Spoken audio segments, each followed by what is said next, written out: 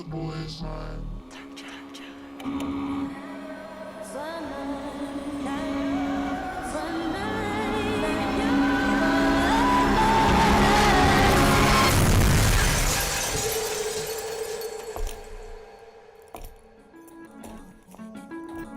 You ready? I've been ready. What are we waiting for?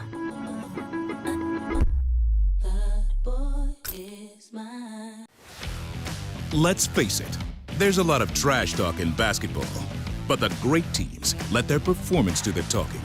Like Ford F-150 with Pro Power on board, a class-exclusive industry-first feature that turns your truck into a mobile generator and leaves the competition speechless. Ford F-150, official truck of the Grizzlies. Greatness starts here at your Mid-South Ford dealer. Class is full-size pickups under 8,500 pounds, GBWR.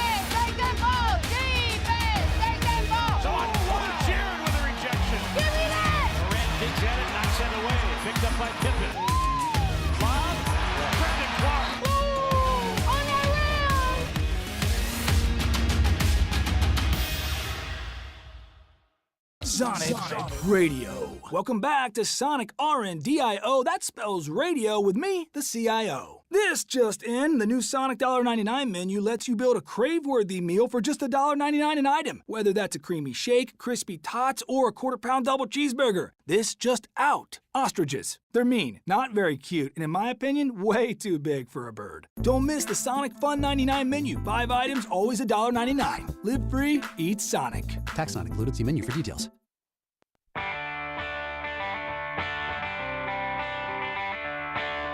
Live from the Built Ford Tough studio at FedEx Forum, it's the Gary Parrish Show, presented by Ortho South, on YouTube at Grind City Media and the official Grind City Media app. Now, here's your host, Gary Parrish.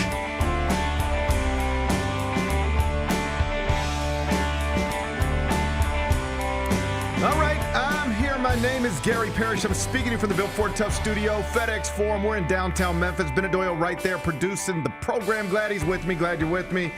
Hope you're getting through the day best you can.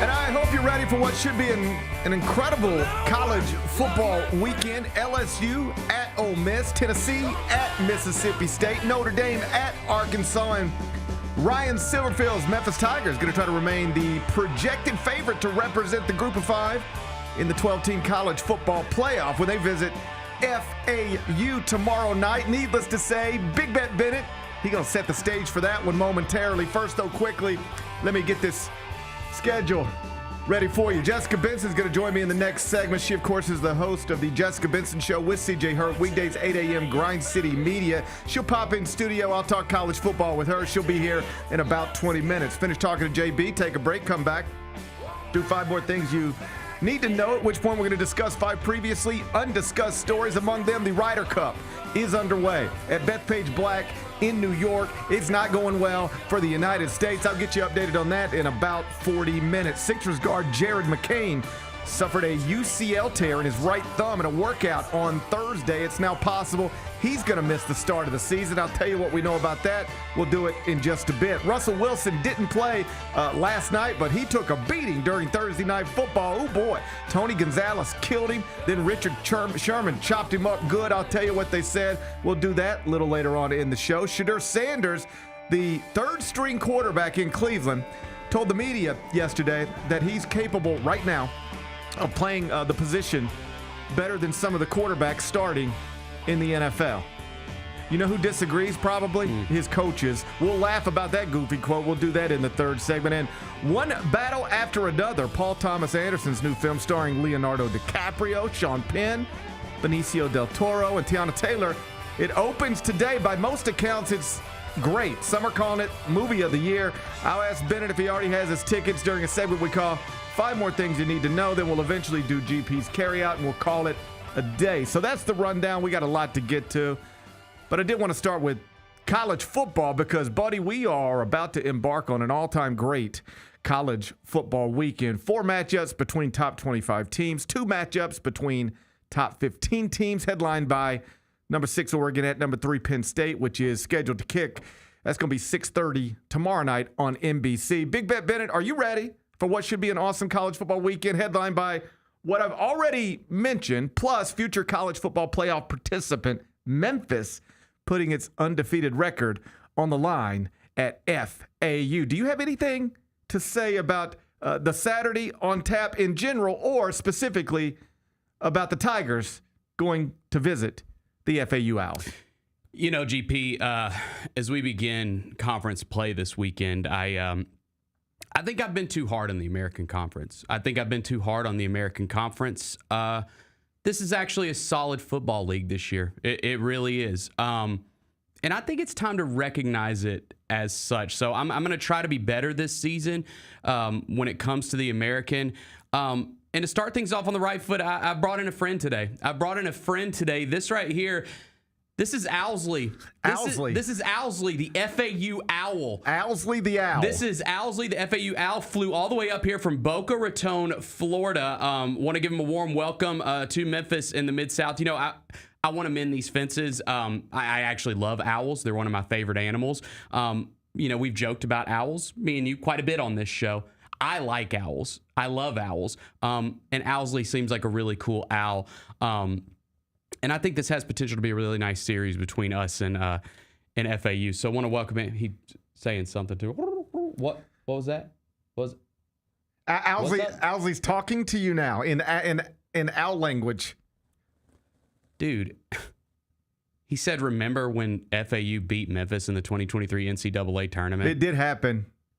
And ruined their dream season in the NCAA tournament back in 20. Yeah, they went on to remember that. They went on to the Final Four, which suggests on some level, had Memphis not had that game stolen from them by the Owls and the officials, or some combination of the two. Yes, there's a timeout situation. That perhaps Memphis right now. Go back and look at the tape, man. Would have a Final Four banner hanging inside FedEx Forum.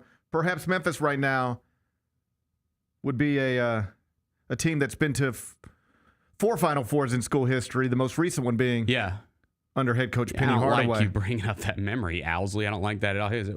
What was that? Yeah, I know we were forced to join. Y'all were forced to join our conference after that. I got it. He says Kendrick Davis is the most overrated Tiger in recent memory. That's what Owsley woke up on Friday ready to plant the flag on? Are you kidding me, dude? Are you kidding me? What was it? He said Dusty May owns Penny Hardaway. What? Bro, we just invited you to our city to mend these fences. We're trying to make this league one unit together, and you're coming in here talking all this trash today? I don't understand. Hang on. One more.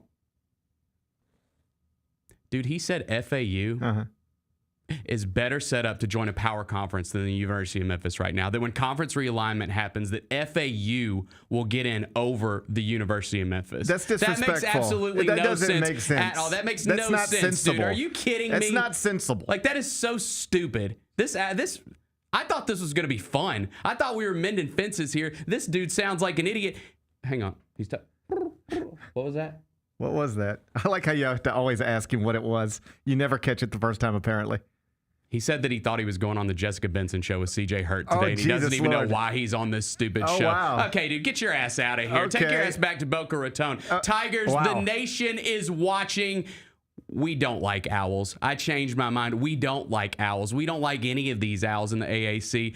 And I think 13.5 is a very disrespectful line. So let's win by 5 touchdowns tonight, tomorrow night. I want Owls blood. I don't like these owls. Get out of here. Get your ass back to Boca Raton. Bennett is requesting Owls blood this weekend. Bennett has put in a request for Owls blood this weekend. The Tigers. I tried to mend fences. No, dude. Stay your ass over there. Go back to Boca Raton. You put in effort. You did your part. I tried my best. You put in effort. You did your part. Nothing you can do if Owsley didn't want to receive the effort that you were putting in. Yeah, I tried my best. Sorry. I witnessed it. I think everybody did. Like you mentioned, Memphis is a 13.5-point favorite tomorrow night at FAU, which makes sense because this morning, just to double check, just to make sure I had it right in my head. You know, sometimes you got ideas in your head and you could get a little mixed up, and sometimes you need to get confirmation from outside of your head. Just to make sure I wasn't just conjuring things up, I went to Google's AI. I think it's called Gemini. Okay. I didn't realize that Google had an AI. Oh, yeah. You just go right into Google and you just ask it questions, and then they give you an AI summary, and I think it's called Gemini. Okay. I believe it's under the umbrella of Gemini. Okay. So I went to that, and just to make sure I wasn't conjuring just things up in my head, I said, can an owl defeat a tiger? Because the only way Memphis isn't still undefeated, still projected to win the American, still projected to be in the 12-team college football playoff after this weekend, the only way that stuff's not true is if an owl can defeat a tiger. So I went to Google AI, simple question. Can an owl defeat a tiger? I'm going to say no. Oh, you're going to love this. And I quote, "No, an owl cannot defeat a tiger in a confrontation. A tiger would easily kill an owl due to their vast size and strength difference, as demonstrated by a real-world incident where a tiger killed an owl that landed in its enclosure," end quote. And, buddy, that got me looking. What happened? Well, you probably remember. It was April 2024. How could I forget? At the zoo in Minneapolis. There was an incident where an owl got away from its handler and ended up in the tiger enclosure at the Minneapolis Zoo. And let's just go straight to KARE11. That's the NBC affiliate in Minneapolis.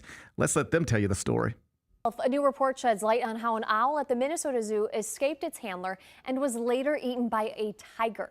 Zoo officials say that the Eurasian eagle owl got away from its handler during a training exercise in April and then flew into the tiger habitat. An inspection report by the USDA says that handling of all animals during training sessions should be done in a manner that does not cause trauma or physical harm to the animal. In 2021, something similar happened when a same type of owl flew out of the Minnesota Zoo and then was found injured on the side of the road. The zoo says that animal welfare is a top priority, and they are closely working with its free flight bird training partner to review its policies, adding that the specific owl in this incident was at the beginning stages of its training and still adjusting to the zoo. But what I heard there, in summary, what I heard there is that every time an owl gets away from its handler, it's dead meat. So let's set the scene for Flagler Credit Union Stadium tomorrow in Boca, 6 p.m. You're going to be able to watch it on ESPN2. There will be 11 men on the field in Memphis jerseys. There will be 11 men on the field in FAU jerseys, and there will be, let's call it 7 referees monitoring things. But do you know who will not be there on the field of battle tomorrow night? Owl handlers. No, there will not be. There will be 0. Yeah, you ain't getting no help tomorrow. 0 owl handlers at Flagler Credit Union.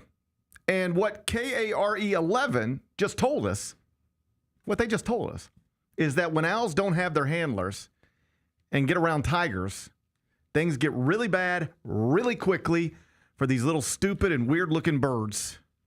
Things get really, really bad really quickly for these little stupid, weird-looking birds. Prediction, Memphis 41, FAU 0. I don't even know why the game's on the schedule. Owls are no match for tigers, not at the Minneapolis Zoo, and certainly not inside FAU's 30,000-seat on-campus stadium. Okay, why'd you have to throw that in? Death by Tiger. Death by Tiger is on tap if you're an FAU owl. Tonight, you probably need to get your affairs in order. You know how they tell you to get your affairs in order? Tonight, you need to get your affairs in order if you're an FAU owl. Say goodbye. File the will, because Death by Tiger, it comes tomorrow night. Rules of the jungle apply. I love it. No, in all seriousness, after being disrespected. In all seriousness? Oh, he's back. Hey, man. We've been serious. I want to win this game by 5 touchdowns. 7. Yeah, I want to win this game by 5 touchdowns. 9 touchdowns. Yeah, this is one of those, because I know that like you're coming off the big high of Arkansas, and that way the whole nation is watching, and that was incredible. And let's just call it what it is. Playing at FAU, it might not be as easy to get up for that game, right? I've even heard some call it a trap game, but I do not think you look at this as a trap game opportunity. I think you look at this as an opportunity to run it up. Run it up, and then that way, because I'm not going to say the whole country's going to be watching Memphis at FAU, but 56-3 victory, when people are checking the box scores, when the voters are checking the box scores, I mean, like, damn, look at Memphis. They're still rolling. I understand what you mean by trap game. I get it. The thing I think you're missing here is that typically a trap game is going to be the type of game where you're coming off of a high, or you've got something really big just around the corner. But in the meantime, you're dealing with something that you don't take seriously, but it can get you. That's a trap game. Yes. You're not taking this seriously. You're not as focused as you should be. You're still riding that high from last week, or you're already looking ahead to next week. And now you're in a situation you could get got. Mm-hmm. That's a trap game. Yes. Owls are no match for Tigers. You can't get got here. I really don't think you can. You can't get got here. This is not a trap game because you can't get got, because Owls are no match for Tigers, according to Google AI. I mean, dude, if we watched the Minneapolis Zoo. We watched the video last week. If an owl can rip the throat out of a wild boar, a hog, if you will. You mean a tiger? I mean a tiger. Yes, if a tiger. Sorry, got owls on the mind. If a tiger can rip the throat out of a wild boar, sure, just like that. Yes. What could it do to an owl? I mean, go to the Minneapolis Zoo and ask them. I mean, they'll tell you. Probably. They'll tell you. I doubt it'll take. They'll tell you. I doubt it'll take a quarter. They'll tell you. I doubt it will even take a quarter. They'll tell you. I tried to get Google AI to make me a video of a tiger tearing apart an owl. They said they will not make violent videos. That's actually encouraging. I actually like that. I said, I bet Elon will. Yeah. Yeah, you went to the wrong engine. I went to the wrong one. Yeah. I think then I just got busy and stopped thinking about it. Yeah. But I tried. I did put in the effort. Mm-hmm. Owls are no match for Tigers. No, this is not a trap game. On. Blowout coming tomorrow at their little 30,000 seat on campus stadium. That's cute. Beyond Memphis FAU. Yes. We also get, like I mentioned earlier, number 6 Oregon at number 3 Penn State. We get number 17 Alabama at number 5 Georgia. Number 22 Notre Dame at Arkansas. And that would obviously be huge for the Tigers if the Razorbacks could upset the Irish. Notre Dame is only a 4.5-point favorite in Fayetteville. We get Auburn at number 9, Texas A&M, number 15 Tennessee at undefeated Mississippi State. And of course, maybe my favorite game of the day, tomorrow afternoon, number 4 LSU at number 13 Ole Miss. Rebels favored by 1.5 points inside Vaught Hemingway Stadium. 2:30 kick on ABC. It's the Trinidad Chambliss Show on Channel 24. And if he pulls this off, we will have a full-fledged quarterback controversy in Oxford heading into a bye week. You call it right now. Who starts at quarterback for Ole Miss against Washington State on October 11th? Austin Simmons or Trinidad Chambliss? The quarterback that wins this game on Saturday, which is likely going to be Chambliss. If he wins this game, it's his. I think. Yes. I just think you have a hard time turning away from him. Yeah. If you lose, I think it's up in the air. If you win, I think it's his. No matter how he plays on it, frankly. I think that's probably true. Yeah. So he's 23 years old. For people who don't know the story, he's a transfer from Ferris State, and he won the Division II National Championship last season. Transfers to Ole Miss, is expected to be Austin Simmons' backup. Austin Simmons is getting like some Heisman buzz, right? That's where we're at a month ago. But then Simmons' ankle injury, suffers it against Kentucky. Chambliss enters and has been awesome ever since. He was 21 of 29, 353 yards, three total touchdowns in that 41-35 win over Arkansas. And then back that was 17 of 27, 307 yards, 2 total touchdowns in the 45-10 win over Tulane last weekend. He now has 6 touchdowns and 0 interceptions on the season. Statistically so far, he has been the better quarterback. He has been better than Austin Simmons. They both played this season. Chambliss has been better than Simmons. Austin Simmons, 4 passing touchdowns, 4 interceptions. Trinidad Chambliss, 4 passing touchdowns, 0 interceptions. Chambliss also has a higher completion percentage. He's averaging more yards per completion. He has a better quarterback rating. And if he wins this game this weekend and does so while playing well, but maybe even if he doesn't, I don't care what Lane Kiffin has previously said about Austin Simmons returning to the starting job when he's 100% healthy. If Trinidad Chambliss leads Ole Miss to a win over LSU this weekend, I don't know how you turn away from him in advance of the October 11th game against Washington State. But it'll be discussed quite frequently in the days in between if they are able to pull this off tomorrow afternoon in Oxford. I'll ask Jessica Benson about it next. Jaren Jackson has a message for y'all. Jaren, say it now. What? It's the best show in the world. Yeah, Trip. When I showed up at the event last night, he goes, "You got the biggest show in the world." And I said, "No, I really don't." And he goes, "To me, you do. I see you every day." I asked him why he doesn't just walk up here, and he's like, "Because I don't want you to be able to prepare." I was like, The Chris Vernon Show, live on weekdays at noon on YouTube at Grind City Media and the official Grind City Media app.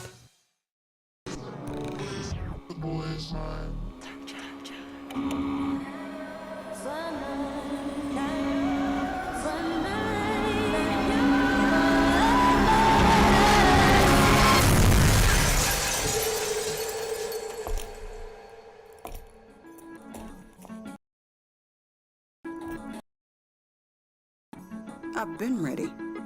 What are we waiting for?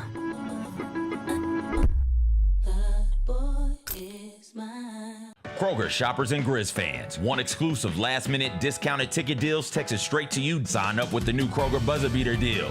Fans can sign up by texting Grizz to 636-479 or visit your local Kroger store in the Delta Division and scan the QR code. By signing up, you agree to receive recurring automated promotional and personalized marketing text messages from the Memphis Grizzlies. Consent is not a condition of any purchase. Message frequency varies. Message and data rates may apply.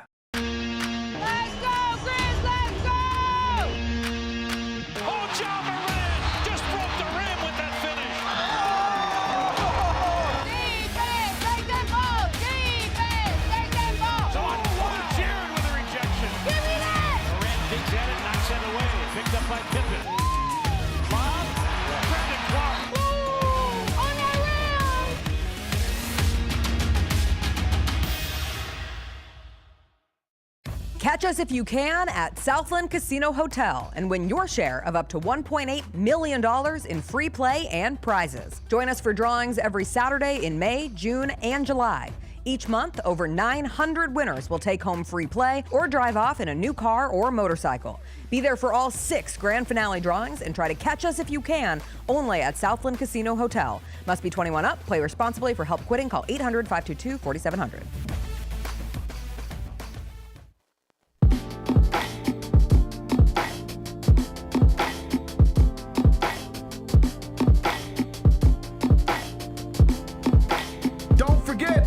Practice presented by Tennessee Lottery. It's set for Saturday, October 4th. That's a week from tomorrow at 1 p.m. inside FedEx Forum.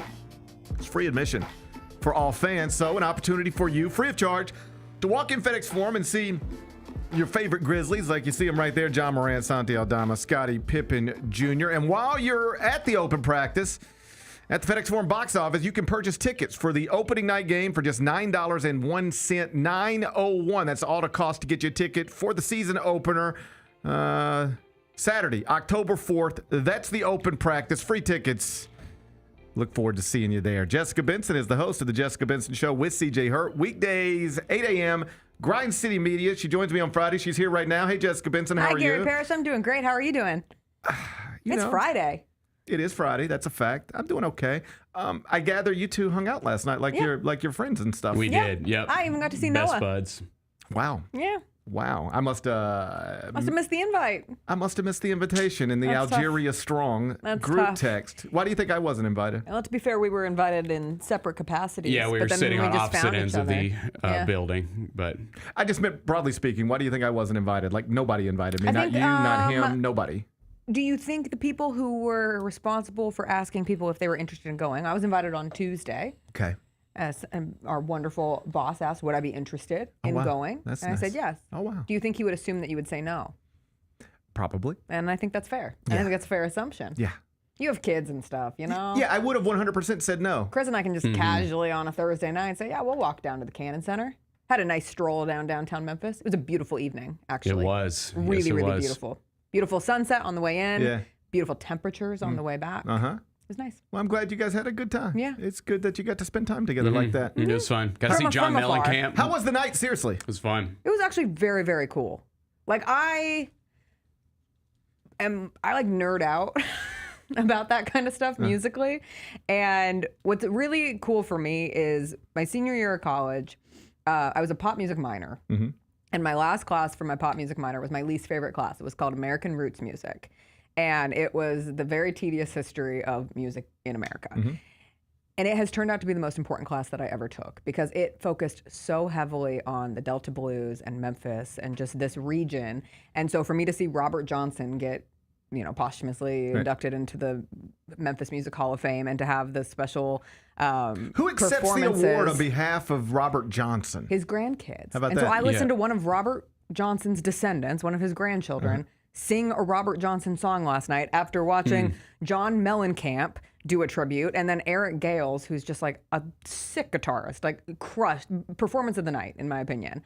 And that was really cool. Like I'm gonna email my professor today, who I have not reached out to in whenever I graduate, 2014, when I took that class, and just tell him how much that class meant to me. Because between that and the Cordell Jackson, who was the first woman to start her own record company, like she's a small note in one of my notebooks from college, and I didn't really care at the time. And now I think it's just infinitely cool that I had some small baseline of knowledge that has led to me having a greater appreciation for the music of this area. Do you find this to be true? The stuff you should have cared about in college, and I assume just because of where you went to school, you had to care more than I cared.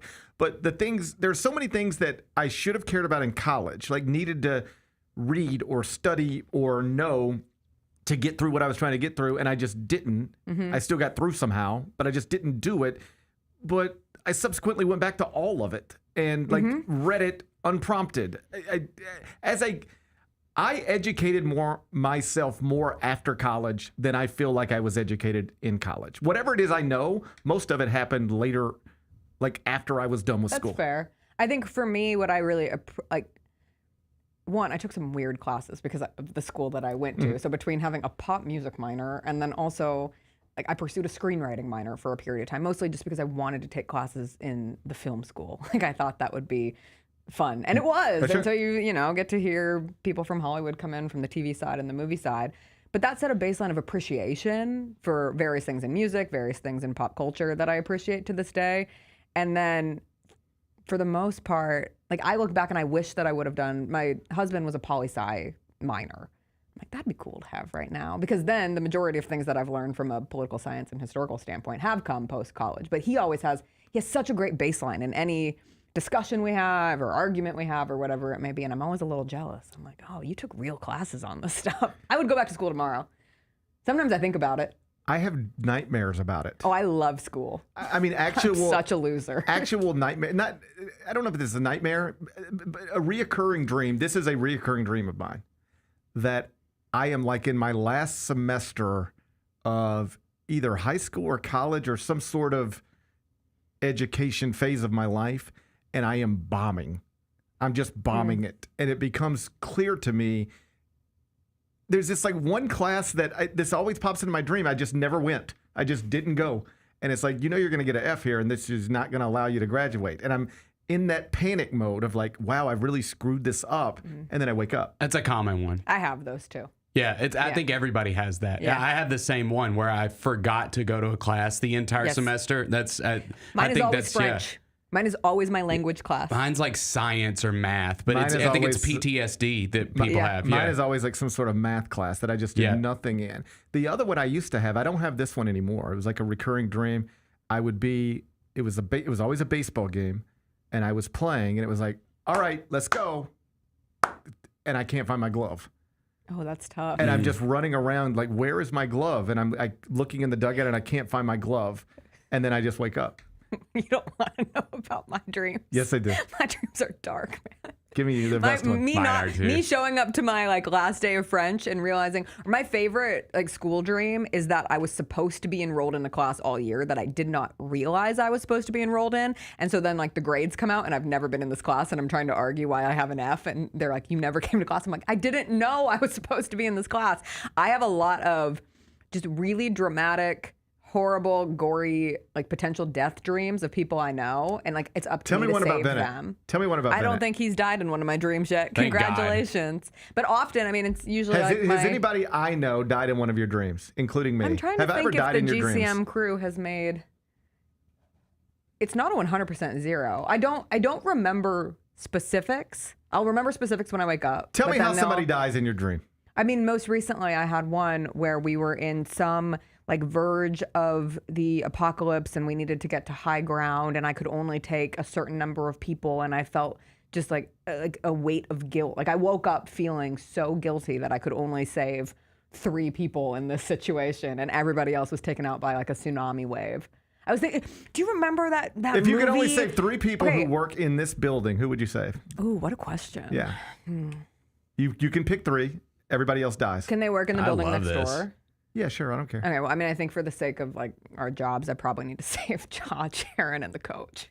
That's actually, If we're like really thinking about this thing, in order for me to still have a job and for this thing to keep going, maybe Jaron and Zach Kleiman. Okay, but that's not as fun. I mean, in this building. No, that's a little tough. I mean, in this room. You mean in the GCM? I knew that was coming. I mean, in this room right now, you can save one. You can save one person in this room right now, and the other dies. How you doing I'm not doing it. That's so mean. Save Bennett. He's younger.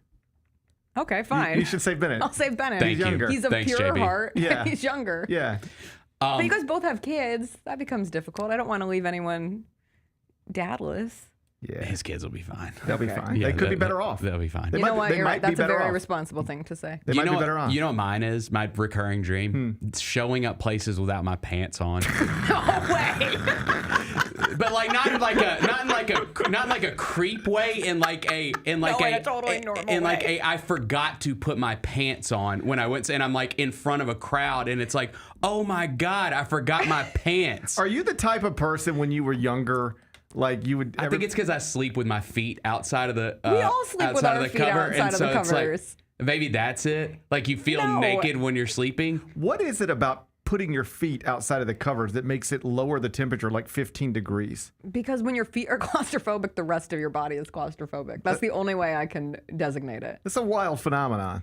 Sometimes in the middle of the afternoon in my naps, I'll keep my socks on because I am trying to be as. This is so dumb when I say it out loud, but like as streamlined as possible. So when I get up from my nap, I can start my workout, get on the treadmill immediately. I just have to like put my shoes on. And so like I'll sleep in the clothes. You're trying to save those 4 seconds it takes you to put your socks on. You want to know what you're trying to save? It does sound a little silly. The excuse to not do it. Hey, whatever you have to do. So yeah, whatever. But I will find myself waking up from my nap so uncomfortable because I have socks on and I will rip those things off most of the time. I can't do it. It really, really irks me. Here's what I think about Bennett. Every young group of friends has the one guy when everybody's just around drinking who likes to just pull his thing out. Were you that guy? Were you the guy who pulled your thing out? I'm not going to sit here and say that I did. I'm not going to sit here and say that I've never done that. You have more than 5 friends who have seen your ding-a-ling as an adult. Bennett. As an adult? As an adult, you have more than 5 friends who have seen your ding-a-ling. As an True adult? or false? True or false? Under oath. I don't know if it's 5. I knew. I could tell. That's where the dream comes from about never having pants on. You think? He's a ding-a-ling shower. Every group of friends has one. I think if you don't have pants on, I don't know. You're not prepared. You're worried about forgetting something, or you want to show. You're an exhibitionist. Well, I think it's the. Are you an exhibitionist? I'm not. I think it's the same as the forgetting to go to your class all semester. Like it's just a different version of that. Okay, but I've moved on from that. Yeah, now I'm now why your focused on pants why you wanted to pull your dreams. ding-a-ling out all the time. Also, I'd have a friend. We'd be playing cards, right? We'd all be. You got the beers out, and we're playing cards, and he'd be like, "Hey, I'm going to go to the bathroom," and then he would come. He'd go to the bathroom. He'd come out, and he would just be naked, standing there. Naked. Yes. This is such a man thing. Yes. What the helicopter? I know the helicopter. Oh, you've seen the helicopter. I'm familiar with the helicopters work, but when women are hanging out, we're not playing poker. I've seen enough Instagram videos to know Chris Luther has definitely done the helicopter. There is no doubt in my mind. There is no doubt in my mind He's about got the that. helicopter locked and loaded at all times. That happened. You don't go to as many festivals. He's a 5-star general. You don't go to as many festivals as he goes to without perfecting the helicopter at some point. That man is helicopter. Yeah. Yeah. He was in a fraternity. Of course. Yes. That's where it goes. He's familiar with the helicopter. And Bennett was that guy. Yeah, but I didn't know you guys were just doing this as adults. Like, I don't think Chris has helicoptered in front of his friends. Young adults. Well over a decade. Young adults. I'd be very uncomfortable if I found out Chris and his current group of friends, men who I hang out with their wives and girlfriends regularly, if I found out when they're alone, they're just randomly picking one helicopter to take off. That would be really a jarring happens. It happens. I think it happens less in life the older you get, but it is still a thing that happens among young adult males at the very least. And Bennett is Bennett's still right in his dreams and in When reality. is the last time you helicoptered or otherwise pulled your ding-a-ling out in front of other adult males? Dude, I don't know. All right. Not after he had I children. don't know. Yeah, for sure. I mean, definitely like before my 30s. He stopped by 30. He stopped by 30. That's what he admits to. That he did it up to around the age of 30, but then he cut it John, out. I go to college. God. But then he cut it out. Good. Did you even go to college? Were you ever an undergrad? Have y'all seen a movie before? Like, give me a break. Jeez. I knew it was him. I've never seen movies. I knew it was him. Wow. I could tell it by the way he was talking. Interesting. Hey, you mentioned you were going to write your professor. Is that something you do often? No, but I'm trying to do it more. Should I do it? I thought about this. If you want to. Well, I had a professor I saw like on Facebook, like somebody died, and I was like, ugh. And it made me like, I could have sent I bet you this person would have loved to have gotten or appreciated an email from me at some point, at the very least, and I never did that. Should I do that?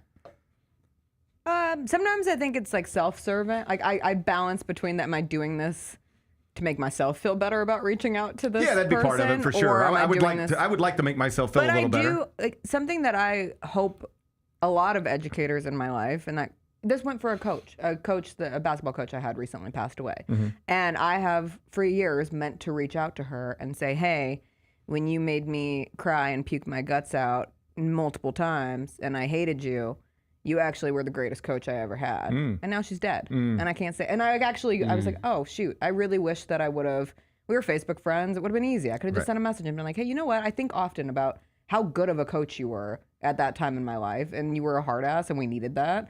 And now I'll never have the chance. So now I'm operating on if I want to say something nice to someone who was really important in my development, I'm just going to send the email. I think that's good advice. Yeah. All right. Now let me ask you about Ole Miss football.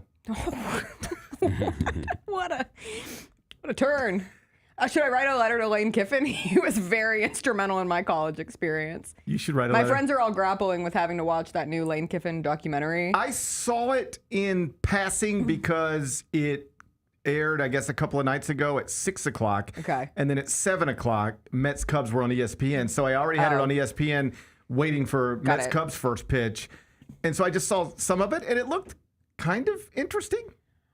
I find him an interesting person. He's an interesting person. If someone is interesting and their story is interesting, I'll usually watch the interesting thing. And but he was responsible for a pretty tough period of USC football that we all had to go through. My friend reminded me, we had shirts on campus that were sold for a period of time that said "KIF don't kill my vibe," because it was in the B don't kill my vibe. Gotcha, era. of course. And it's my biggest regret is giving away that shirt in like a box when I was a senior. I would kill for it today. I'd be wearing it now. Right now. It is wild that he.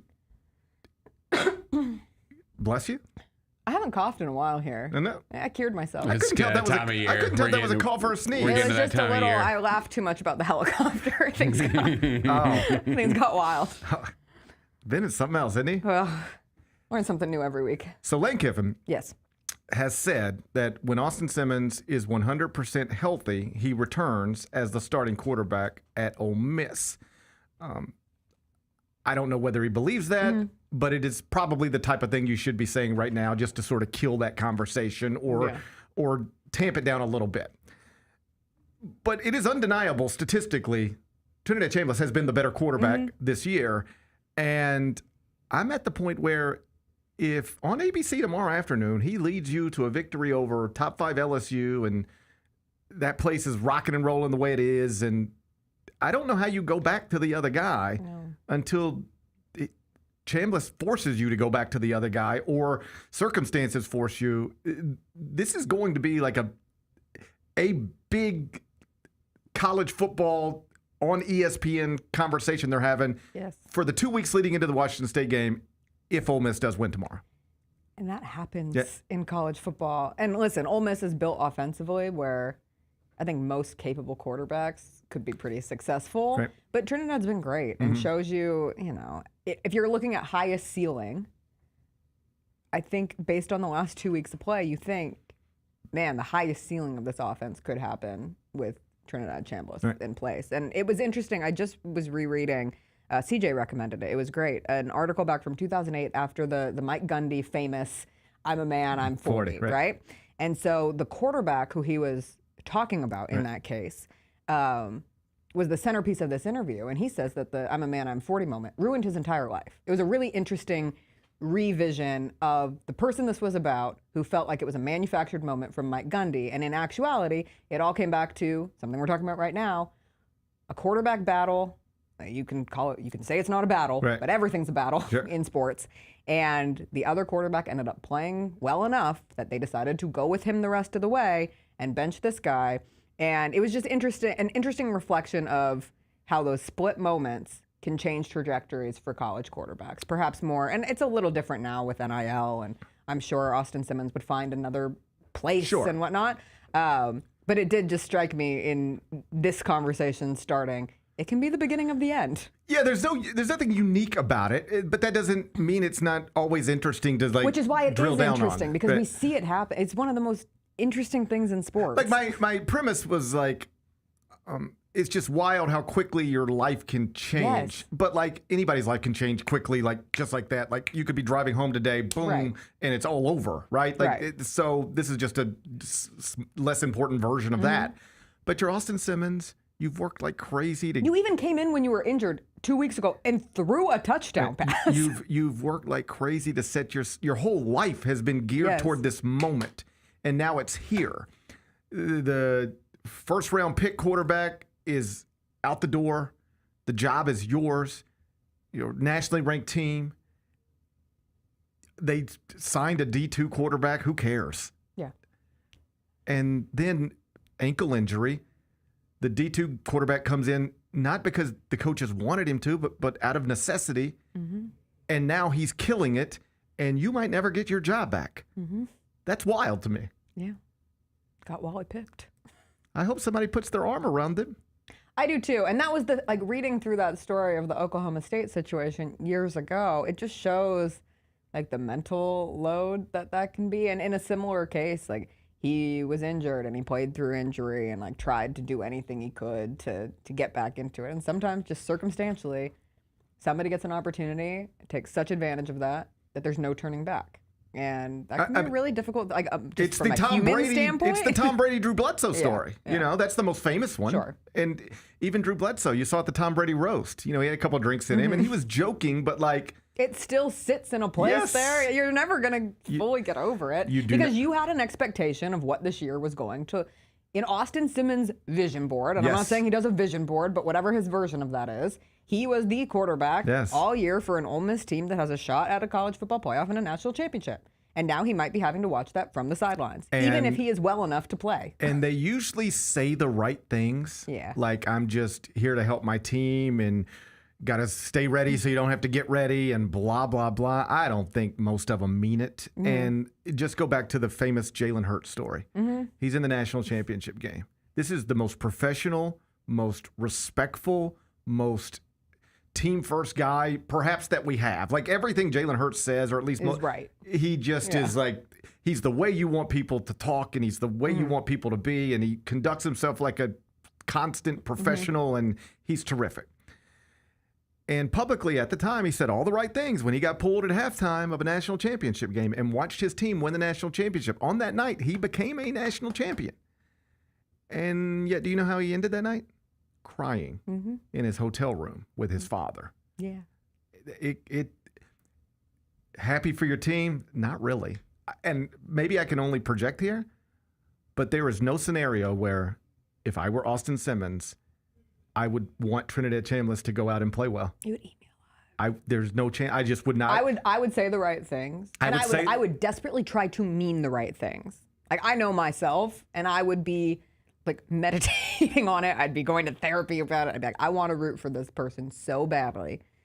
But your human instinct is like, that's supposed to be me. Yeah. And if you're a competitor, that honestly, like, you could make the argument that should be your instinct, and that's what makes you a great player, and you'll go try to find somewhere else. But yeah, I wouldn't be happy. I'm excited for this game, though. I wouldn't be happy for the other person ever. No.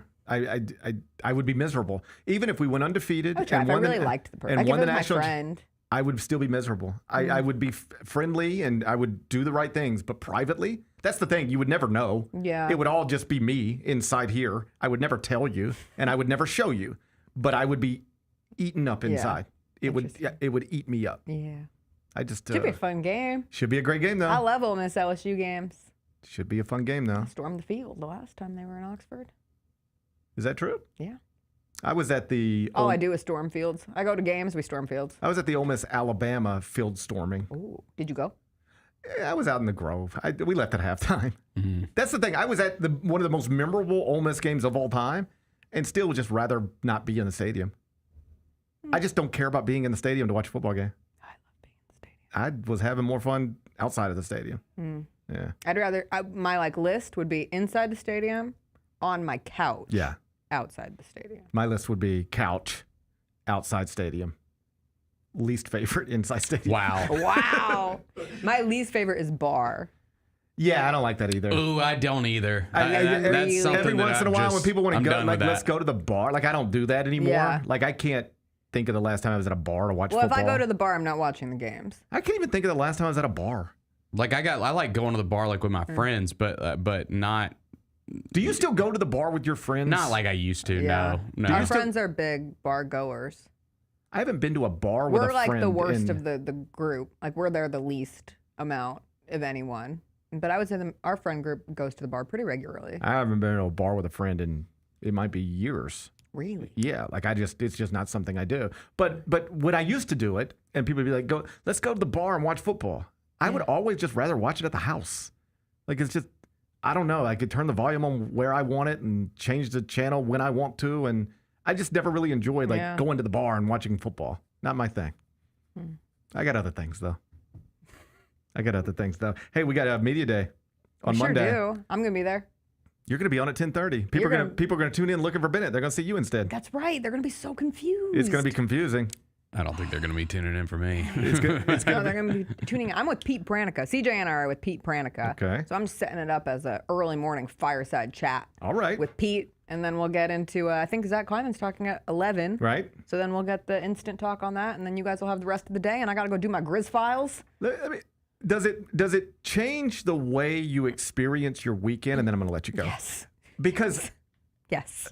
The answer, I don't even know what you're going to say, but yes. The moment I leave here on Friday and I get home and get settled in for the night, this computer is always near me and I'm just watching things happen and I'm like, bookmark. Yep. This might be good. I might use this. Yep. I'm just and now I know for like in a rare instance, I don't have to prepare a show for Monday as much as I have to be ready for media day on Monday. So all of this stuff that's happening is like stuff we're probably not going to really talk about on Monday. We probably won't be spending much time on Ole Miss, LSU, Memphis, FAU, any of it. And it really does change the way I experience the weekend. Me too. I think it's why I'm really looking forward to this weekend. Me too. I'm so excited for tomorrow. I don't want to do anything. I had a last-ditch opportunity. Someone invited me to go to the Arkansas Notre Dame game, which I've been flirting with going to all year with other friends, and this person had an extra ticket, and I really thought about it for a second because I thought it'd be fun. And one, I have, instead of Sunday scaries, I have season scaries. Like, just from a standpoint of, like, I have a lot to do to get ready. And media day for me is, it's like one of my hardest days of the year, because after we do this show, I do my Grizz files. And so I'm essentially doing like 20 interviews back to back to back to back. It's like 10 minutes with each person who's there. And so trying to be unique to each and trying to be player, a little unique and trying to make it something that... Do you enjoy that? I hate it. I've got to do it at Big Ten Media Day. And because I know that I could do it so much better. This is where I get into it. Like, if I had 15 minutes instead of 10, in my head, I could make it infinitely better. But it has to be so formulaic because I'm on such a schedule. And then inevitably, it's really hard for me to keep track of any like fun facts. So I have notes, but when you're on a 10 minutes, you're just trying to like get through it as quickly as possible. I find like on Monday, I will get home from media day and I will probably be like the most dog tired that I will be in comparison to if you had a late night game and I had to wake up the next morning during the season. See, I'd rather talk to one person for 40 minutes than me 10 too. People for 4 minutes each. Yes. And like when I go to these media days, like Big 10, Big 12, they're just bringing coaches to you, setting them in a chair, you're on camera, and it's like, all right, you got 6 minutes. And it's just like, I don't even know why we're doing it. Like, yeah, you know, I'd rather have a little room to breathe. Yeah. And it's, you know, it's so nice. Like, this will be my 6th year doing Grizz Files, and I think we're finally going to have them where they get released on social too, and people can see them. They're normally for the radio pregame shows. And like my first few years, we would do them one at a time throughout the season, and it became so hard trying to chase down. So I'm really appreciative that we've now been included in the media day schedule, because that's a big thing. Like, these players are on a pretty regimented schedule throughout the day, and so I'm really grateful to knock them all out in one day as opposed to the alternative. But I just know, like, from the internal journalist in me, oh, if I could just sit down for 30 to 40 minutes, we could have a great conversation and actually like do some cool things. But I do like it from the standpoint of I have them all done for the year. Yes. And then every pregame show, I'm able to just go clip 2 minutes off and on we go. All right. There's your inside baseball. All right. Well, hey, we're going to be over in the practice facility. 10:30 is the start time on Monday, correct? Yeah, I can't wait. I'm going to sleep in. It does change my whole weekend. It changes your whole weekend. So nice. You can sleep. You can sleep. You can sleep in. You can sleep in on Monday. Oh my God. Congratulations. Oh, and I don't have to be with you at 8:40 in the morning. You don't. You get to sleep in. Changes. I'm sleeping in too. All right. Life. This is going to be a nice weekend. That's so exciting. This is going to be a nice weekend. All right, I'll see you later. That's Jessica Benson. She's the host of the Jessica Benson Show with CJ Hurt. Weekdays, 8 a.m., except for on Mondays. She's not going to be there at 8 a.m. She's sleeping in. She'll be there at 10:30 with CJ Hurt and Pete Pranica. When we come back, the Ryder Cup is underway at Bethpage Black, and it is not going well for the United States. I'll update you on that next. Gary Parrish Show, presented by Ortho South. Did you see the end of Ace's Storm? Let me play it out for you. Storm get the ball back, and it's Gabby Williams, and oh God, you'll never know. We'll never know. A hell of a way to say you lost. Lights are out, take the ball, go home, or don't take the ball because your season is over. Tune in to the Jessica Benson Show with CJ Hurt, live every weekday at 8 a.m. on YouTube at Grind City Media and the official Grind City Media app.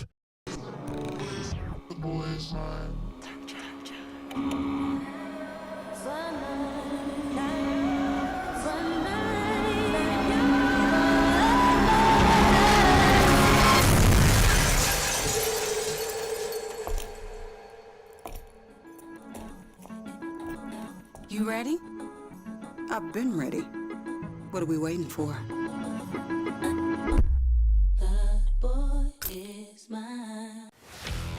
Let's face it, there's a lot of trash talk in basketball, but the great teams let their performance do the talking. Like Ford F-150 with Pro Power on board.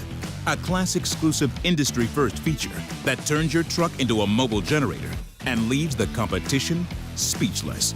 Ford F-150, official truck of the Grizzlies. Greatness starts here at your Mid-South Ford dealer. Class is full-size pickups under 8,500 pounds, GBWR.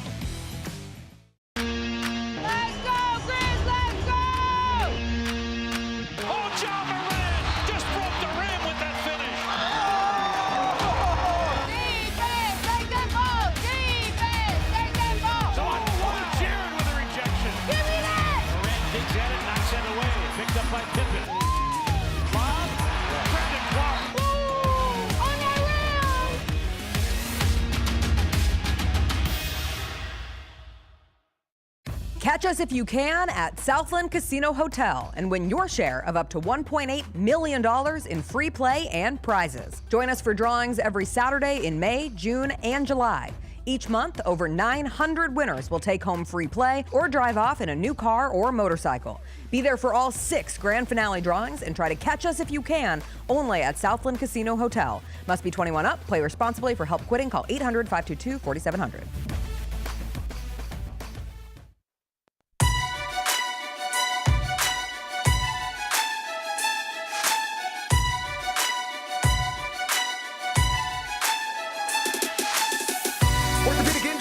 Unpredictable, unforeseen, and unscheduled. And Ortho South understands this better than anyone. Since your injuries don't make appointments, you don't need to either. And that's because Ortho South welcomes walk-ins during the weekdays and the evenings, and even on Saturdays. So next time an unforeseen injury makes an unscheduled appearance in your life, visit orthosouth.org to find your nearest urgent care location. Just walk in, and Ortho South will take care of everything, especially you. Learn more at orthosouth.org. That's orthosouth at orthosouth.org. Let me remind you, we're going to be out at Memphis-made Brewing Company tonight, 7 o'clock. You know, Wiffle Stock, the annual wiffle ball tournament that raises money for the Ronald McDonald House here in Memphis. It is scheduled for this weekend. And my buddy Johnny Hotbody reached out to me, and he was like, hey, what if we had a home run derby at Memphis-made the night before Wiffle Stock gets started? We'll raise some money and, drink some drinks and have a good time. And I said, you know what? I don't know how I could turn that stuff down. It sounds fun. Yeah, so that's what we're going to do tonight. We're going to be at Memphis-made Brewing Company. It's at 16 South Lauderdale. It's like less than a mile from FedEx Forum. I know Memphis-made. It's just right there. And 7 o'clock, I'm going to get out there. I'm bringing my little guys out, and we're going to have a home run derby. I don't know if I can still hit them the way I used to. My eyesight's not as good as it used to be. I'm not sure my coordination's as good as it used to be. You are looking at a 2-time Wiffle Stock home run derby champion. I don't know if you know that, but that is who you're looking at right now. Like, that was back in the Huey's days, right? Look at me. Yep, I'm looking. Do you know what you're looking at? What? A 2-time Wiffle Stock home run derby champion. I won both of them at Tiger Lane in the shadows of what is now known as Simmons Bank Liberty Stadium.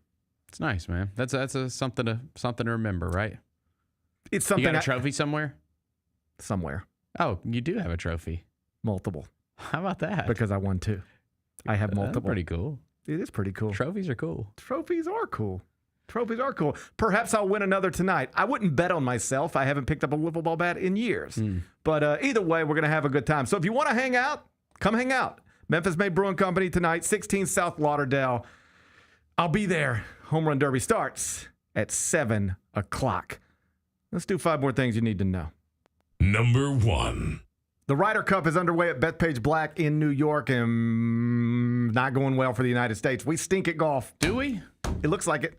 I thought we had Scotty Scheffler. Oh, we do. We do have Scotty Scheffler, but he got paired with Russell Henley, and they got murdered by Matt Fitzpatrick and Ludwig Oberg, 5-3.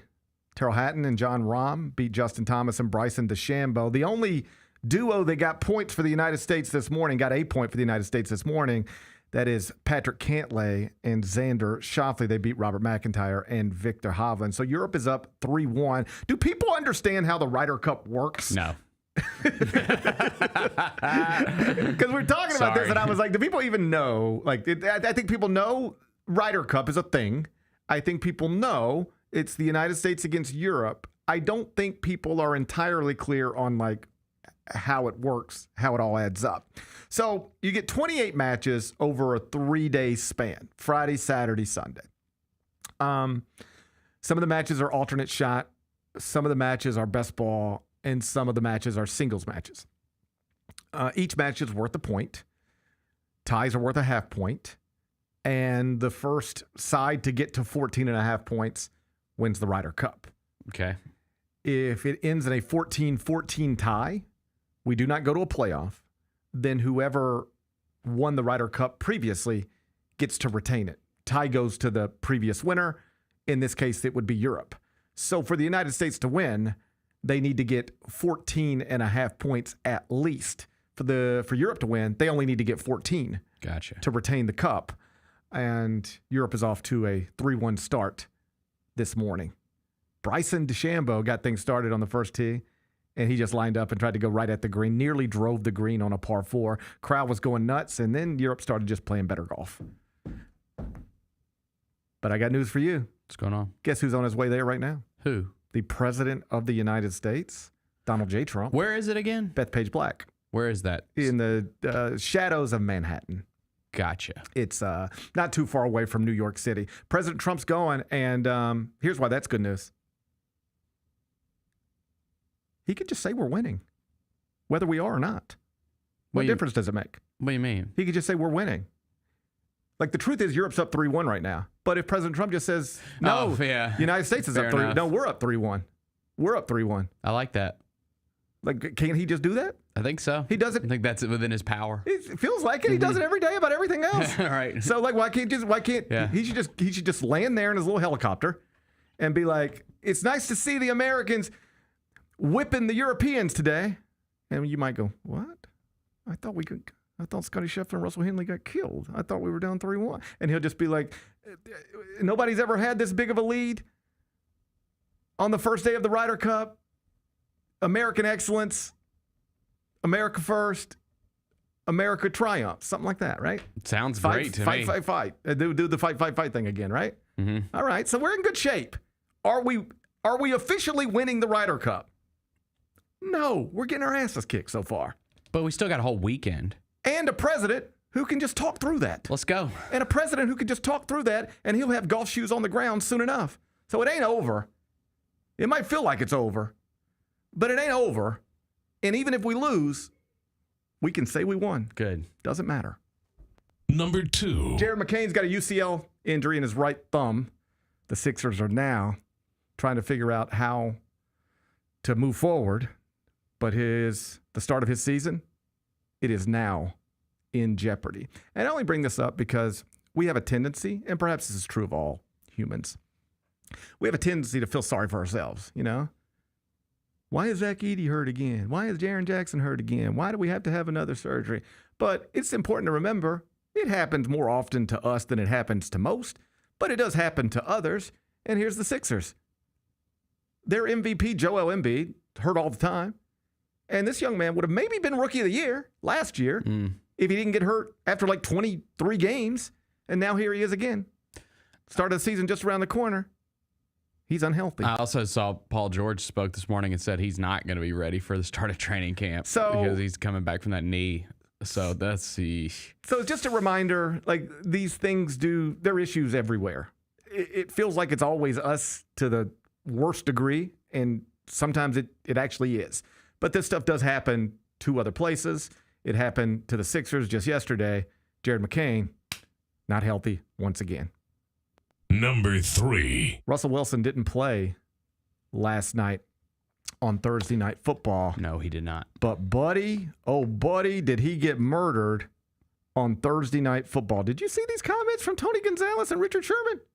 No. I mean, I'm not surprised, but I didn't see them, but I wouldn't be surprised by anything Richard Sherman says because he hates him.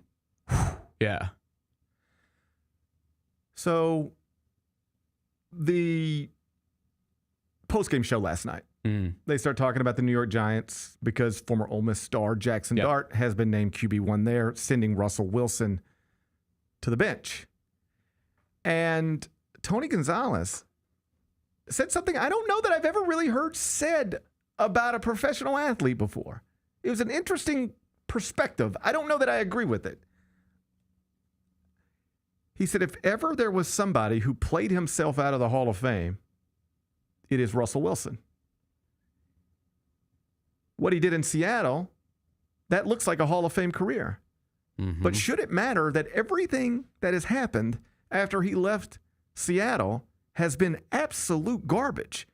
At which point Richard Sherman decides to jump in, former Seattle teammate of Russell Wilson, who, of course, was one of the stars of that vaunted defense.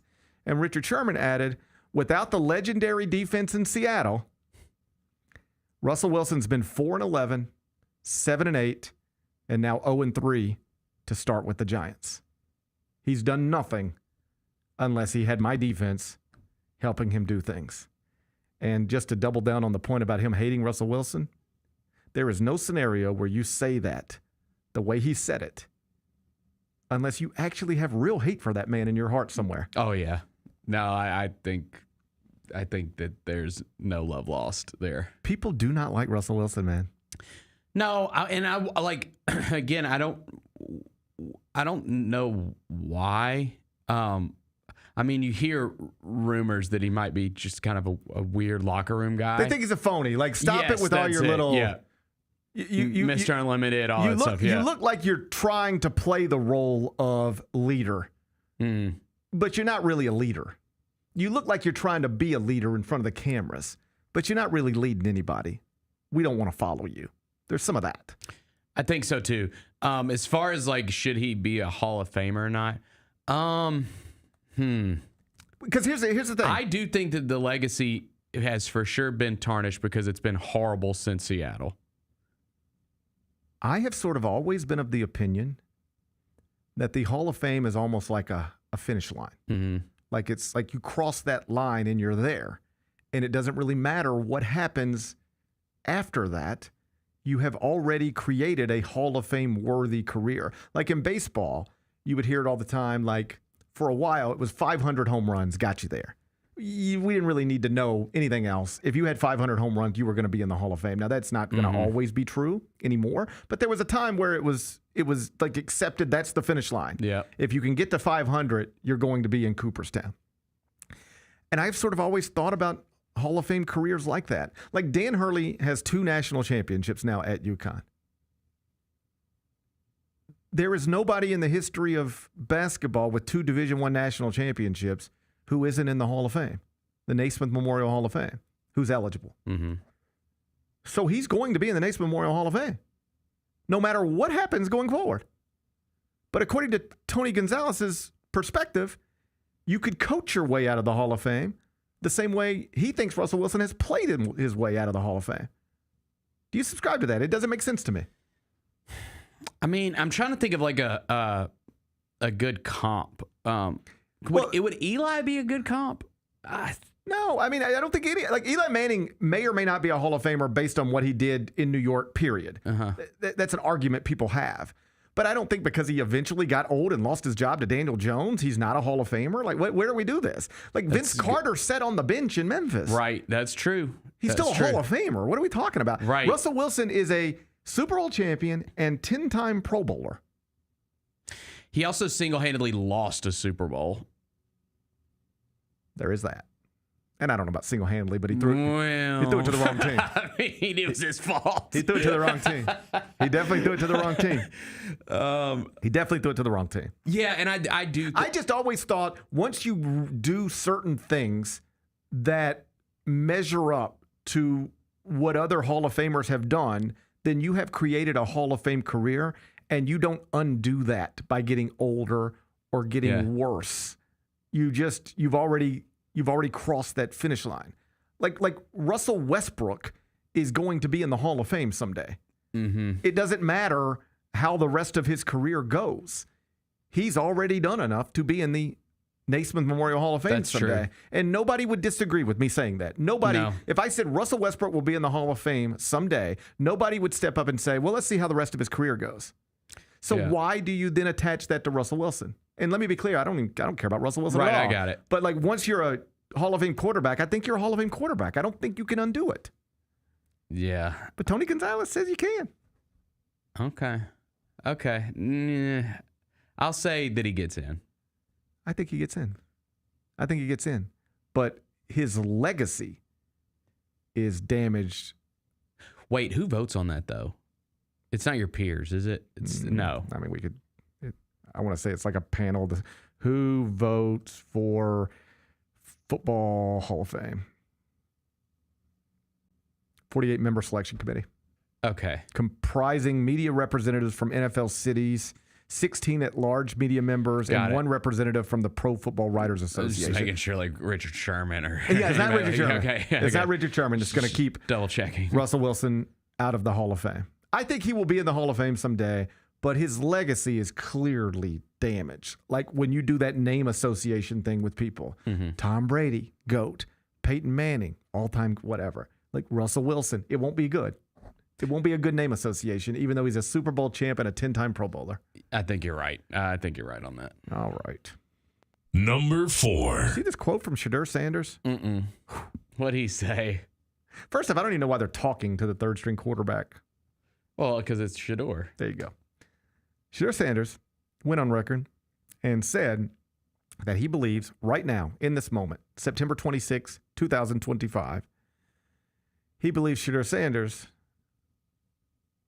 he believes that he could play the position of quarterback better than some of the quarterbacks who are starting in the NFL right now, September 26, 2025. There's the quote. If you see the quarterback play in the league right now, I know I'm capable of doing better than that. The third-string quarterback in Cleveland insisting he's capable of doing a better job than some of the first-string quarterbacks elsewhere. Why did he say that?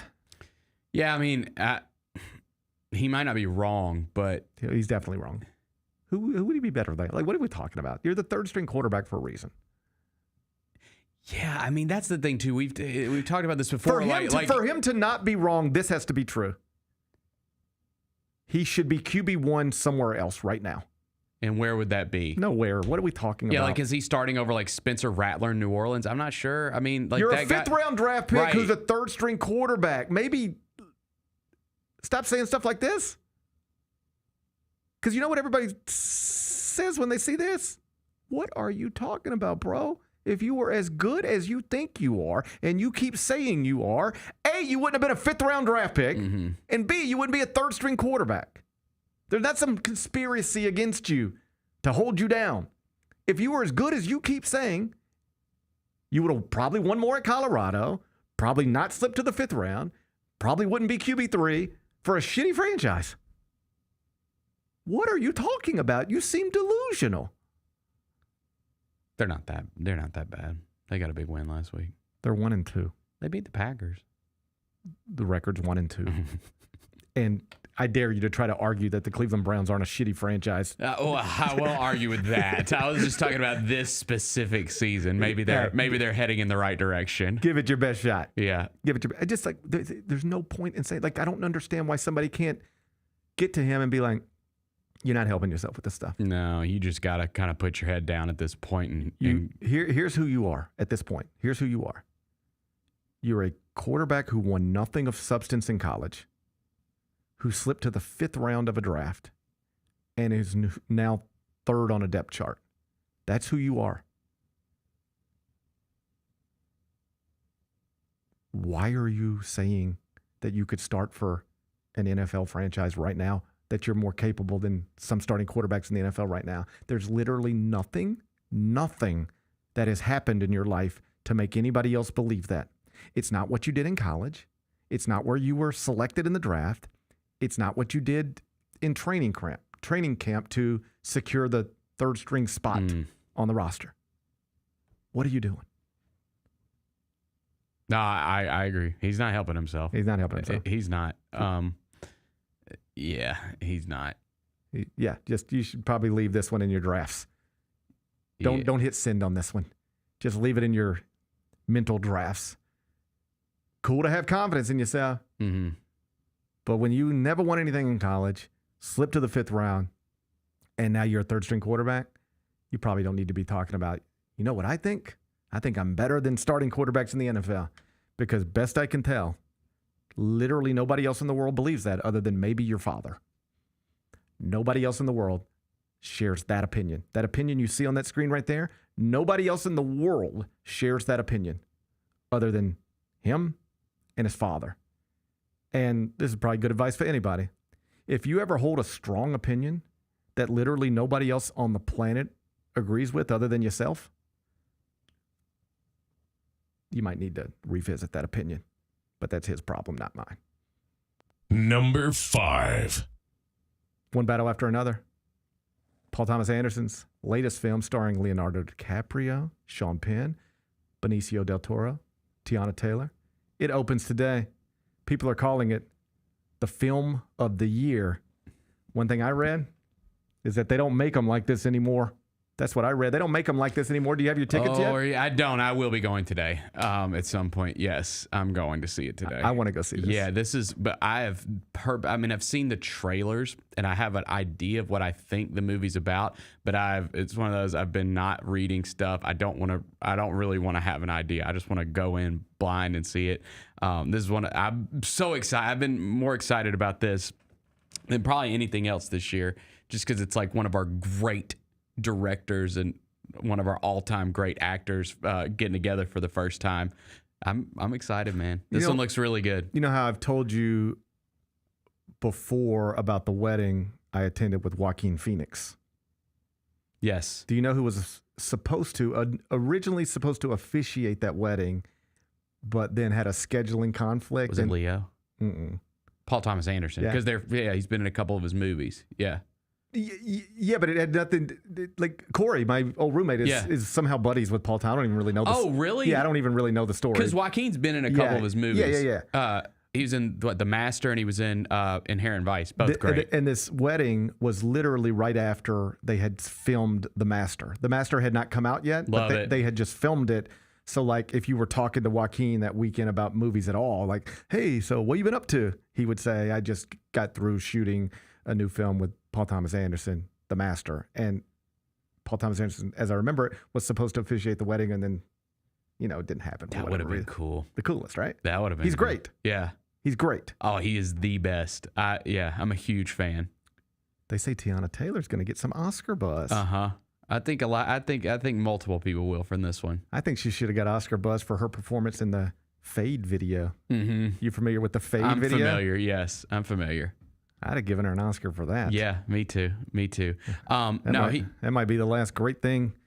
His last movie was Licorice Pizza. He's done a bunch of music videos too. He's done like Radiohead and Haim and stuff like that.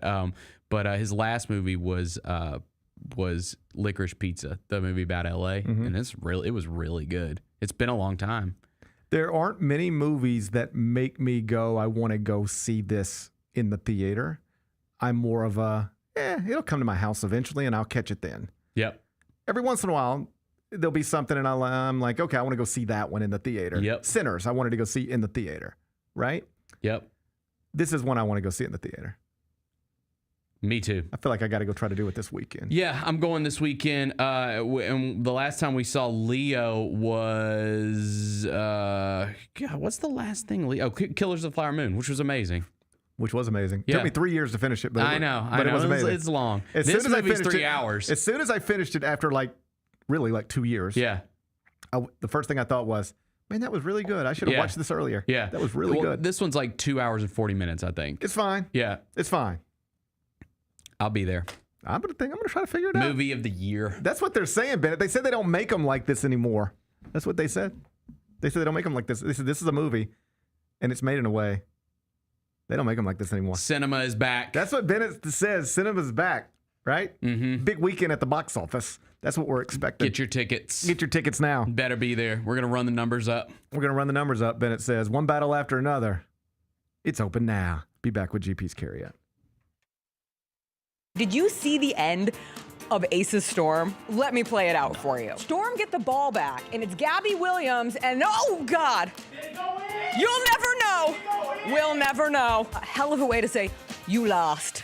Lights are out, take the ball, go home, or don't take the ball because your season is over. Tune in to the Jessica Benson Show with CJ Hurt, live every weekday at 8 a.m. on YouTube at Grind City Media and the official Grind City Media app. Grizzlies fans know it's the team that gives you the edge. Big River Steel does too.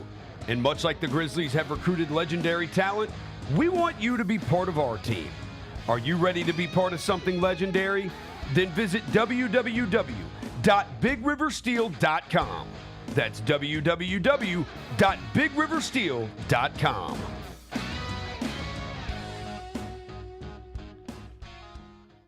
Kroger shoppers and Grizz fans. Want exclusive last-minute discounted ticket deals texted straight to you? Sign up with the new Kroger Buzzer Beater deal. Fans can sign up by texting Grizz to 636-479 or visit your local Kroger store in the Delta Division and scan the QR code. By signing up, you agree to receive recurring automated promotional and personalized marketing text messages from the Memphis Grizzlies. Consent is not a condition of any purchase. Message frequency varies. Message and data rates may apply. Jaren Jackson has a message for y'all. Jaren, say it now. What? It's the best show in the world. Yeah. Hey, yeah, Trip. When I showed up at the event last night, he goes, "You got the biggest show in the world." And I said, "No, I really don't." And he goes, "To me, you do. I see you every day." I asked him why he doesn't just walk up here, and he's like, "Because I don't want you to be able to prepare." I was like, The Chris Vernon Show, live on weekdays at noon on YouTube at Grind City Media and the official Grind City Media app.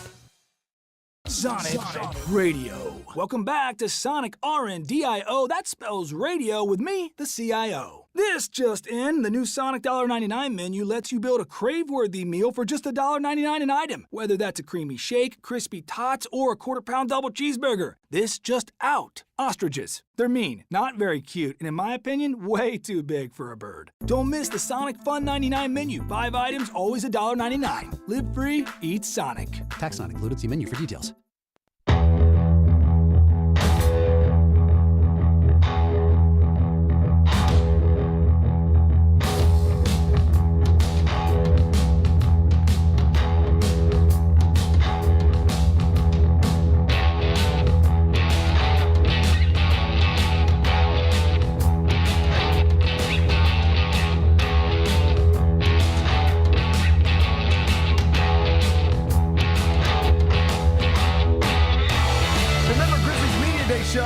Presented by Ford and your Mid-South Ford dealers. It's coming up Monday, 10:30 a.m. You're going to be able to hear from Grizzlies players as they sit down with your favorite Grind City media talent, including the human helicopter, Big Bet Bennett Doyle. Catch the action on the Grind City Media app and the YouTube channel. It's 10:30 on Monday. Grind City Media, Grizzlies Media Day Show, live from FedEx Forum, 10:30 on YouTube and the Grind City Media app. Let's wrap this up with GP's Carryout. It's time for GP's Carryout. One final segment filled with stuff to take with you. It's not everything you need to know, but it's most of it. What did we miss today? Well, another basketball headline that we didn't get to, somewhat notable. The Lakers have announced a contract extension for J.J. Redick, their head coach. So they are further committing to him. And Rob Pelinka was asked about LeBron James' future because the king, the NBA's all-time scoring champ, only has 1 year left on his deal. It's a $52 million player option that he picked up that will take him through the end of the 2025-26 season. But after that, he is unrestricted free agent. Obviously, he's 40 years old. Retirement could be part of his immediate future after this season. Pelinka was asked about it. Here's what he said, quote, "The first thing we want to do in terms of LeBron and his future is just give him absolute respect to choose his story with his family in terms of how many years he's going to continue to play. He's earned that right." So Rob Pelinka, running the Lakers, says if LeBron James wants to keep playing and wants to keep playing in LA, then he's earned that right, and we will give him that opportunity. Basically, LeBron's going to be able to write his story however he wants to write his story. In the meantime, he'll play on this one-year contract. That's Rob Pelinka's comments from Lakers Media Day. What's today's biggest game?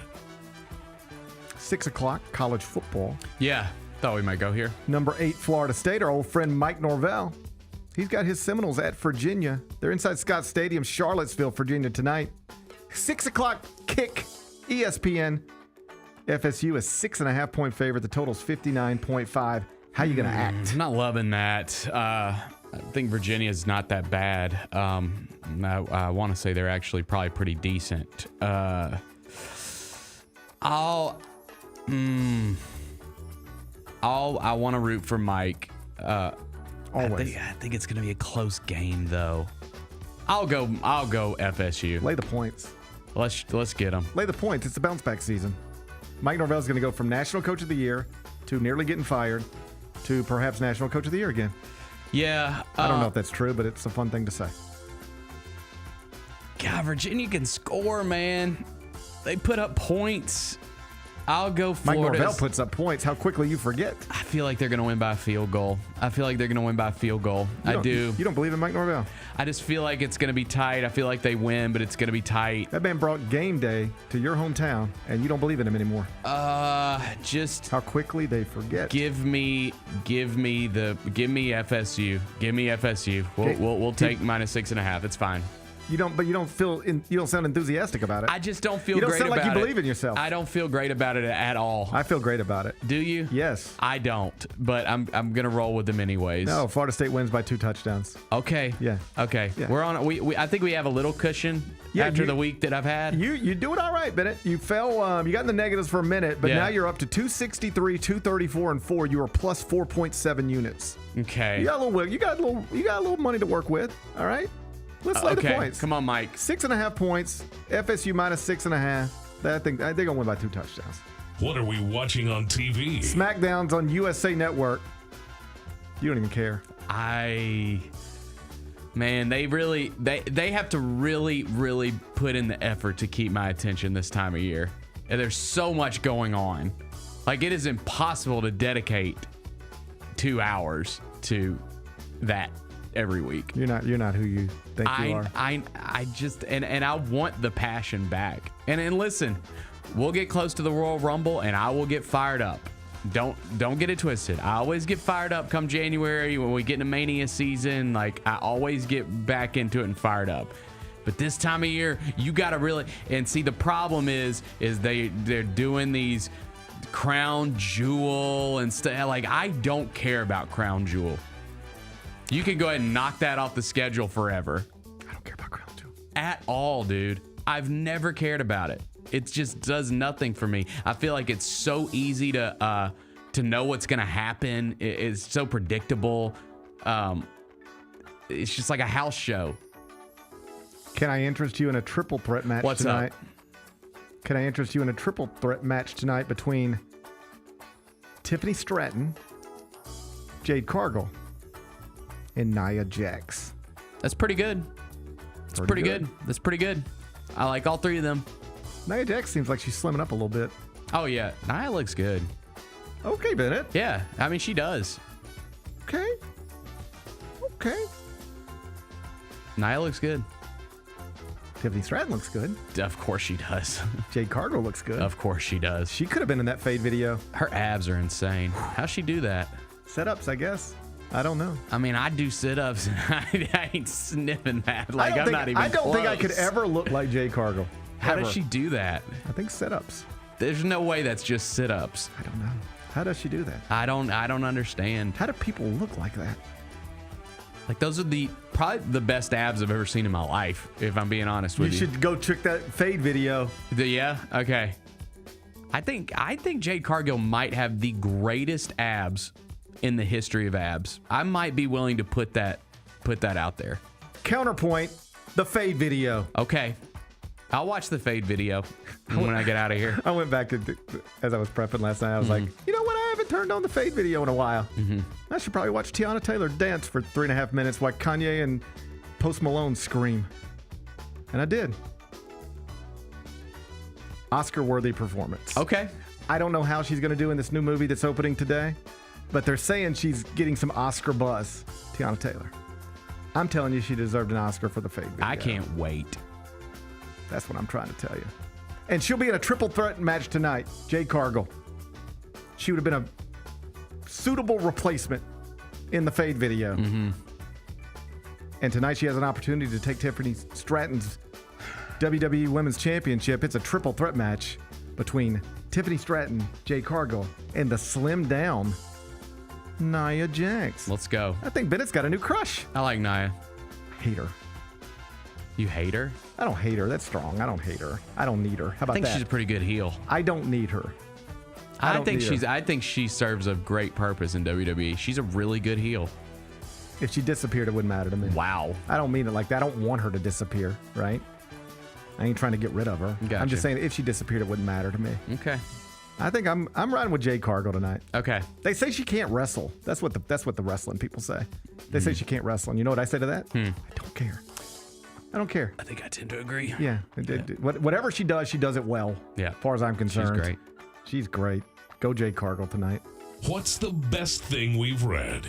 Hey, over at the Daily Memphian, Drew Hill's got a story about John Morant not going to use an agent to negotiate his next NBA contract, and that is in part because they have now created a new entity called ILOC. It's a new athlete-focused strategic advisory firm that's going to support Ja through the negotiation process.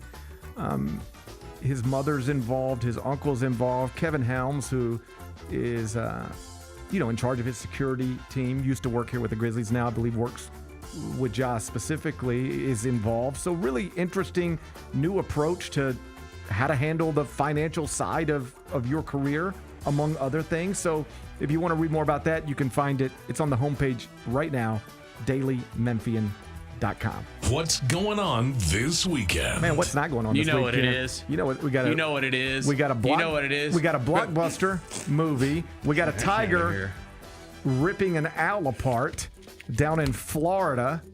Bennett, calm down now. It's got to be a five touchdown win. 9 touchdown win. I'm talking about embarrassment. Remember 2023, the NCAA tournament? Need I remind you? They're still riding high off that. You're right, Bennett. Tiger murders owl. Does a rebel murder a tiger, though, in Oxford? I'm sure they have before. I'm sure I could find some instances. Big NFL weekend, big college football weekend, big Major League Baseball weekend, Ryder Cup. Yep. This is good as it gets. No, it's a huge sports weekend. I'm stoked. This is as good as it gets. Mm-hmm. And then we got Media Day on Monday. Let's go. 10:30. Jessica Benson will get things started. I believe I pop in at around 11:30 with Bennett. And I think Brevin Knight's going to sit with us. Is that correct? Yeah. BK will be there with us. It'll be fun. Looking forward to it. Remember, we're going to be out at Memphis Made Brewing Company tonight. 7 o'clock, Home Run Derby in advance of this weekend's Wiffle Stock. Raising money for the Ronald McDonald House here in Memphis. I'm bringing my little guys out there. So let's make it a family-friendly event. If you're there, I look forward to seeing you. Enjoy the rest of your day. Enjoy your weekend. I try to enjoy mine. And then we'll meet back here Monday at 10:30. Till then, be careful, be kind, be good, rep your hood.